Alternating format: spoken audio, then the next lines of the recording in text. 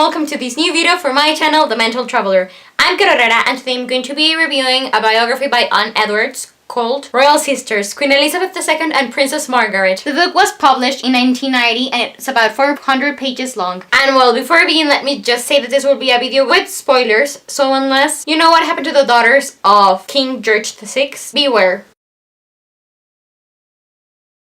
I have loved the British royal family since I was 16, but I am also an Anglophile, a history lover, and a royalist who loves watching and reading anything I can get my hands on regarding the royal family. The Windsors. When I was 18, I even made a family tree of them dating back to the early 1800s, and it's still sticking on my wall. But up until like a year ago, I was most interested on Queen Victoria, her grandson George V, and his sons Edward VIII and George VI. But thanks to this TV series called The Crown, I am becoming really fond of Queen Elizabeth II as well as with her sister Princess Margaret. Before The Crown, I sort of had a general idea of what the Queen's life had been like, and as for Margaret, I had only sort of heard that she'd been quite a wild princess. And when I saw the first season of The Crown, I was captivated by her, particularly her love story with Peter Townsend. They were just so perfect for each other. I love the way their relationship developed. I love the differences in their personalities, and even though in fiction I love unhappy romantic endings, cause this one was true, it just hit me pretty bad whenever I recall how their love affair ended. I actually don't really like to focus on them after 1955, it just hurts too much. But over time I've done a lot of research on them, and that's how I came to discover Anne Edwards' biography.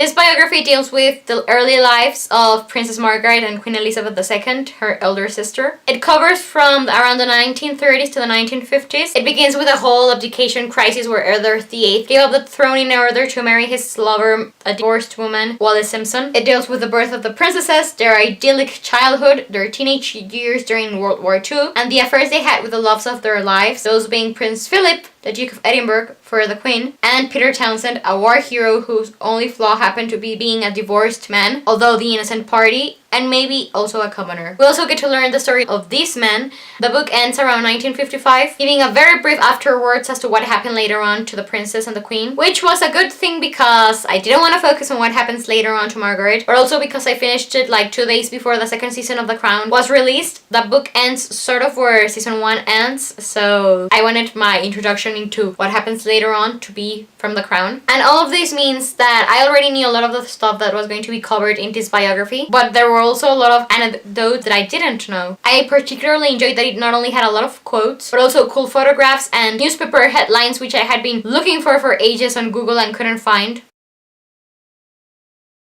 I really enjoyed this book and I recommend it to everyone who likes the British royal family. I give it a 5 out of 5 stars review. I read it in like 3 days. I was so enthralled by it. I couldn't put it down even though I knew what was gonna happen later on. I do think though that because I am so familiarized with names, events, places, and dates regarding the Windsor dynasty, it wasn't hard for me to comprehend what was going on. So maybe that would be something to bear in mind if you aren't as familiarized as others in this topic. It might get a little bit confusing or something. But as to the author, Anne Edwards, I enjoyed her writing style. But anyways, why did I like the Royal Sisters biography so much? Well, for several reasons. For example, Anne Edwards was a real-life friend of Peter Townsend, so that of course that was a big plus for me. I can't be that sure if she portrayed him 100% accurately or not, but I feel she did, and even if she didn't, she's on his side and I am on his side as well, so I enjoyed what I was learning. I love that she gave a lot of emphasis on the relationship between him and Princess Margaret. That was actually the main reason why I wanted to buy this book. That reminds me that at one point I was drawing parallels between Princess Margaret and Peter Townsend and the couple from Gone with the Wind, my favorite romantic couple, Scarlett O'Hara and Rhett Butler, because I just love to read about their interactions before they become a couple. And then yet when they become a couple, everything sort of starts to go downhill and it's kind of sad, and yet I really enjoyed that period as well. I don't know if that makes sense. Anyways, moving on, I didn't know as much about Elizabeth and Margaret's education. I only knew how the abdication affected them, and I had an idea of what their relationship had been like with their grandparents, George V and Queen Mary of Czech. But now I have a way more detailed account on that particular time in their history, and that was really cool. Also, apparently, Wallis Simpson didn't want to marry Edward VIII just before he abdicated, separated. She even wanted to go back to her husband, and that was quite a surprise. I also didn't know that George V had disinherited Edward VIII before he died. I also didn't know that Louis Mountbatten, Prince Philip's uncle and a mentor to Prince Charles, had been a close friend to Edward VIII growing up. They'd been cousins. But it's funny to know that not only is he the man who gave up India, but he also switched alliances when Edward VIII fell from favor, and he attached himself to George VI and his descendants. Also, I wasn't as familiarized with the upbringing of the children of Queen Mary of Teck and George V. I only knew about their last son, Johnny, because I watched The Lost Prince and he suffered from epilepsy. But for example, in this book we learn way more about what happened with Edward VIII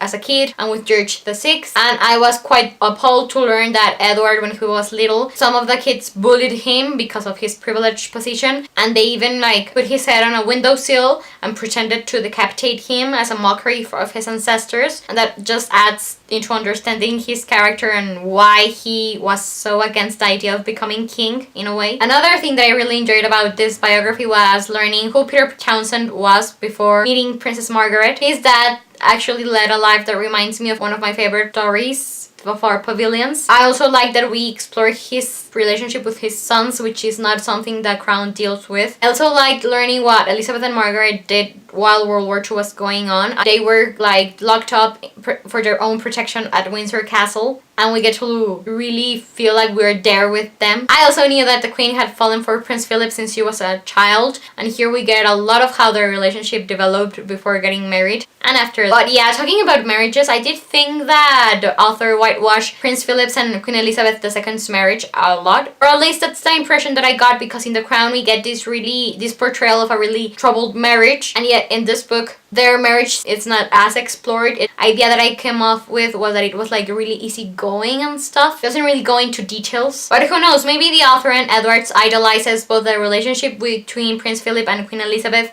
and that of Peter Townsend and Princess Margaret. But because I cared more for the latter than the former, I thought that the first one had been whitewashed, while I just adored having so many details, the one with Townsend and Margaret. But I did it was a bonus that the book compares at one point the marriage between Elizabeth and Philip to that of Queen Victoria and her consort Prince Albert. But anyways, now that I think of it, I think that something similar happened between the portrayal of the relationship between Elizabeth and Margaret. In this book, they seem to really care for each other, but yet in The Crown, they keep on quarreling. So yes, it's an interesting exercise to try to find the middle ground where the truth really lies. Still, I'm really glad that I discovered the existence of this book in 2017, because it means that now we have way more details about certain stuff regarding the British royal family than we did back in 1990 when the book was first published. Why? Because, for example, the author only mentions once Lionel Locke, the man who helped King George VI with his stammer. But by now, because of the King's Speech being published and turned into an award-winning movie, when that sentence came along, I knew who Lionel Locke was. And maybe in the 1990s, not as many people would have known about him and his importance. But anyways, for the moment, I believe that this is all I have to say about this book. Thank you very much for watching my review of it. I would love to talk about it with you, so please let me know if you agreed or disagreed with anything I said, and what are your thoughts on the British royal family. In the description box below you can find a link to the book's Goodreads page. I'm Carrera, the Mental Traveler. I hope you have a wonderful day wherever you are in the world. Goodbye and long live the Queen!